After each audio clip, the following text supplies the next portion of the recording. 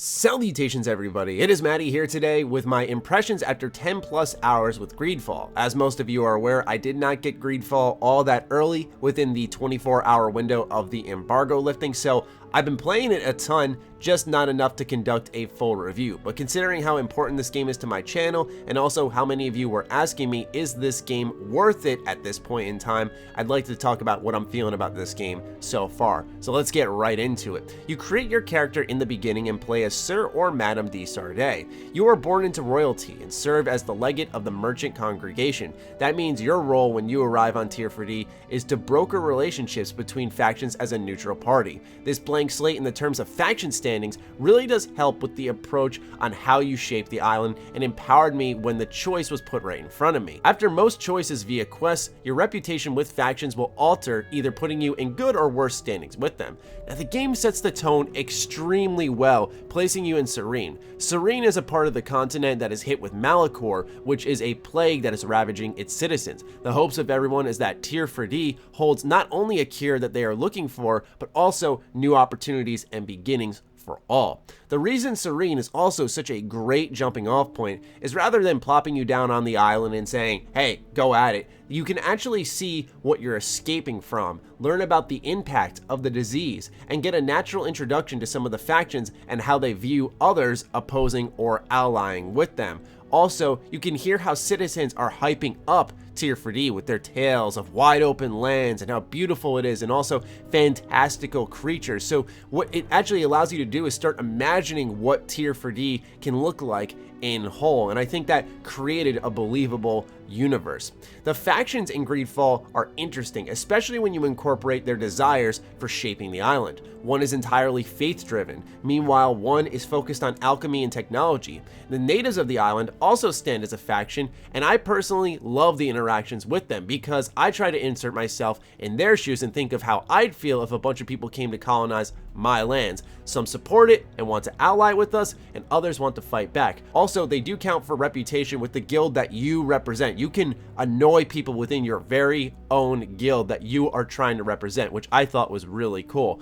Through these factions, the world feels well realized and alive since everyone is talking, giving their own point of view, and you're seeing how they view you based off choices that you are making. Now, since you do a lot of talking in Greedfall, and I'm sure you've already made note of it, hell, you probably even left a comment too. Yes, the facial animations are bad. They don't get better. They are very, very bad. But this is sort of what you get with a budget title, and I'm not making excuses, but when you have a AA title that's priced at right now $50, they have to cut in certain areas and spend in others. This is what I talked about with Vampire, and the case with Vampire is that they cut in the right areas so the game never felt like it was sacrificing something, and I'm seeing ripples of that here in Greedfall. While the animations for the face are very much the bottom tier, they did invest in talented and varied voice actors, the game is well written, quests never go as expected, and the list goes on. What I'm saying is that, personally, while I think the facial animations are bad, the game more than makes up for it, and as far as I'm concerned, even more so, that these are strengths I care about more so than how a character's face looks when they're talking. I care about what they're saying and what it'll lead to in the quest line I'm invested in, but everyone's different. This is not something that gets better, and the reason I want to mention that is because some people are very immersion based, and it is hard to get immersed when the characters are moving their mouth like it's a PS2 game. Questing is very strong in Greedfall. As I mentioned, quests never really go the way you expect. It's very rarely a go here and do this favor, and more of expecting it to always branch off away from the original narrative. Trust me when I say, any of your expectations, throw them out the window. You'll probably never guess how a quest is going to end up. The best example I have is of a faction called the Naughts, who are a bunch of people born to manage the ships at sea. Now, I don't want to spoil anything major about them, but let's just say when I learned how they recruited talent, I was really, really shocked. And when you see how it starts to connect to people close to you, it is pretty wild. I really like that, and there is a lot of those moments peppered throughout, and this is just in the first 10 hours of the game. I do have some issues, however, surrounding quests when it comes to actually the tech, less so how quests are executed. Often quests will randomly fade to black and then fade back in to represent time passing, or more weirdly as a character taking an action instead of doing an animation. It feels awfully strange, and it actually seems like one of those shortcuts I was just mentioning, but in the wrong way. There is a degree of jank enveloping Greedfall, from the dialogue to the combat to the questing. It's all over, but never damaging as far as I'm concerned, as long as you expect it and are aware it's there. Sometimes animations won't be good, sometimes you'll see a little bit of pop-in or textures loading in. That type of stuff will be all over the game, but it's never chugging for performance, it's never struggling, and it's never very in-your-face or obnoxious. Another quest-based quirk is when you go to your quest log, there aren't summaries of these quests. Now this is huge because Greedfall will distract you if you get very involved and send you off the beaten path at times. So there has been a time or two when I bounced back to the quest I was originally doing and I sort of forgot what was going on just a little bit until the dialogue starts and I get assimilated with things. It would have been really nice to have summaries of these quests just to quickly reread a paragraph and go, oh right, this is what I was doing, and get involved just like I once was. Sometimes the feeling of getting your feet wet while you're learning important information for the quest that you're taking on doesn't mix that well. When it comes to the choice in these quests, the impact is absolutely always there, which makes it exciting when the moment arrives, because very rarely do games account for that actual choice. I do note that some quests are designed in a way where it, quote, takes you for a ride, end quote, and do remember that line, we're going to be revisiting it. After that ride, you finally arrive at a choice. Now what I mean by, quote, takes you for a ride, end quote, is that you won't be picking dialogue choices, but just listening to characters exchanging dialogue. This can feel off at times given how much of a hardcore RPG it can be, but I think once again, it's a trade-off I can accept because when the choice comes, it plays out differently depending on the choice I have made. These quests also sometimes don't even incorporate choice and let the gameplay system flex its RPG muscles. Sometimes getting some potions would be easier and cheaper if you just crafted them for this mission, but I never invested in my alchemy skill. Now I either have to find a merchant who has the means of selling them or find them in other ways. The world always accounts for that stuff, and that's very strong design. Combine that with a sweet disguise system that allows you to get behind enemy lines and complete quests in different ways too, and also loot their belongings. Often quests intertwine both, where you're approaching the quest in multiple ways, making a choice, and then watching it end differently from how your friend played, and that's where this game is at its best, which so far what I've seen is pretty consistent. Combat in Greedfall is also solid, mostly reminiscent of Dragon Age Inquisition. You can flip back and forth between real-time and tactical pausing. When you pause, you can activate spells, techniques, and consume potions. However, if real-time is all you want, you can hotkey abilities and items to different buttons to allow you to keep the action constantly flowing. Both work just fine, and I found myself actually switching depending on the enemy. Bosses I would normally slow things down for, but general enemy encounters would be all real time. It works well either way. You don't even have to slow it down for bosses. That's just me and how I wanted to play it. Combat has typically been awful, as far as I'm concerned, in Spider's games. I never really liked it, and it's because of two things.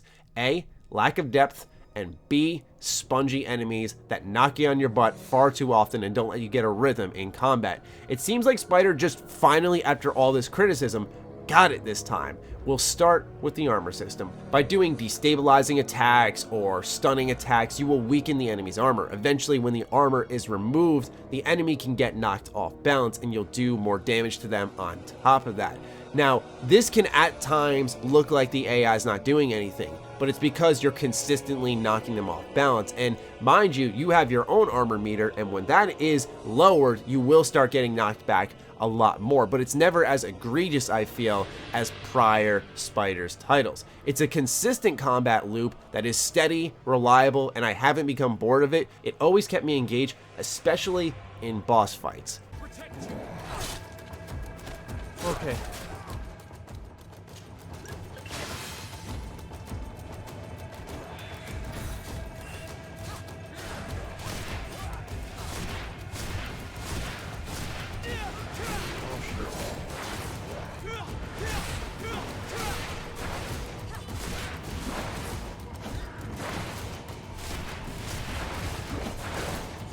I'm sweating right now, bro. Oh, yes! Holy shit. Holy shit.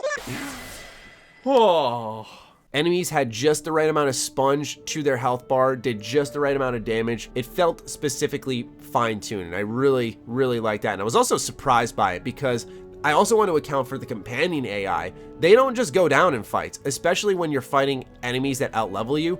they really aren't an issue at all. They will take enemies on their own. They'll do a solid amount of damage. Sometimes they'll even kill enemies for you. And the reason I say that is because I've been scarred by the original Lego Star Wars. So my brain has been programmed since I was a kid to expect all companion AI ever in my entire lifetime to be awful. So I'm always ecstatic when I see them not only being competent, but legitimately helping me. I'm also talking about you, Donald Duck, in Kingdom Hearts. So this is really nice to see, and it works beautifully. Furthermore, in combat, you can switch weapons. Currently, I'm building a battle mage, so I switch between my magic rings, which lets me attack from a distance with great agility to evade those incoming attacks, and a mace that pummels folks who get way too close for comfort. The skill tree really feels like one I can't simply fill just by playing a lot, so the game really makes you ponder on choices with how you build your character. See, the strength here is building your character is tough because you have to think of both sides of the gameplay. You can smooth talk your way out of some combat scenarios, don't get me wrong, but that's not always going to be the case, especially on those,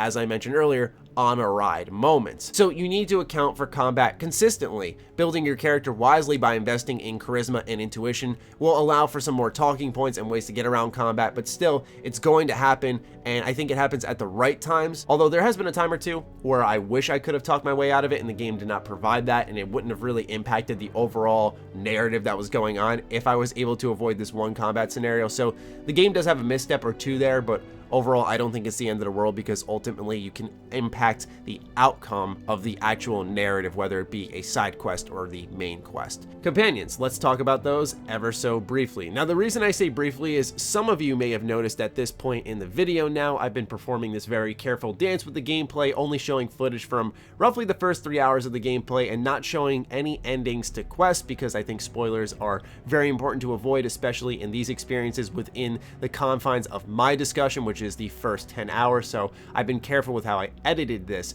and the reason I want to not get too deep into the companions and speak too much on them is, number one, I don't know them all that well, but what I do know so far of 3 of the 5 has been quite interesting. Those 3 are Kurt, Siora, and Vasco. Vasco is a Naut, and as you guys heard me mention earlier, I really found their backstories fascinating, so in turn Vasco got a lot more interesting, and he has his own interesting quest line. I've been investigating Siora's quest line a little bit, and she is absolutely awesome, but also you guys know I am in favor of the natives because I think this game really represents that extremely well. But so far, so good with the companions. Can't really say they're going to be some of the best I've ever played, but that'll be something I can decide once I finish the game. Customization is a strong part of this game, and you'll find that also when you upgrade your crafting skill. You're able to go in and add different parts to bits of armor and weapons that make them perform better. You find different materials throughout the world, and provided the skills are there, you can add on and make things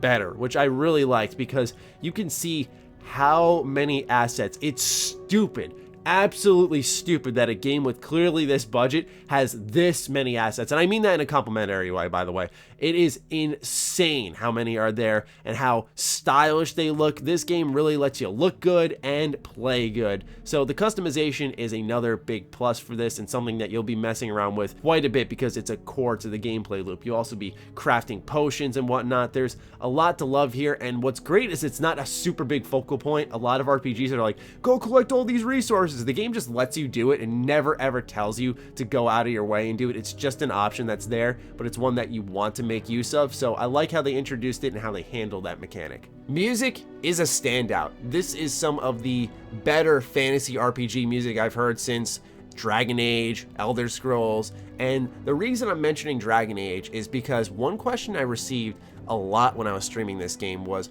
what game does this remind you of? And I think that's an important discussion point because this is a brand new IP, people are still getting a feel for it, and I was always thinking of one of my favorite games of all time, and I'm not saying Greedfall ranks in that, but it really does remind me of Dragon Age Origins. It's very politically driven with how all these factions approach in different ways and have different philosophies and beliefs. You're sort of this centerpiece that is very much in a neutral standing from the get-go, and as time goes on in these stories, you can start to feel opinions shaping and molding based around choices you've made, and that's empowering and exciting. What we have here in Greedfall is something potentially special because Dragon Age Origins is held in very high standards for me. So for me to ever dare to say a game reminds me of it is extremely high praise. We'll see if it continues to live up for it after, we'll say, 30 to 40 hours when I have my full review, but as it stands now, Greedfall has lived up to my personal excitement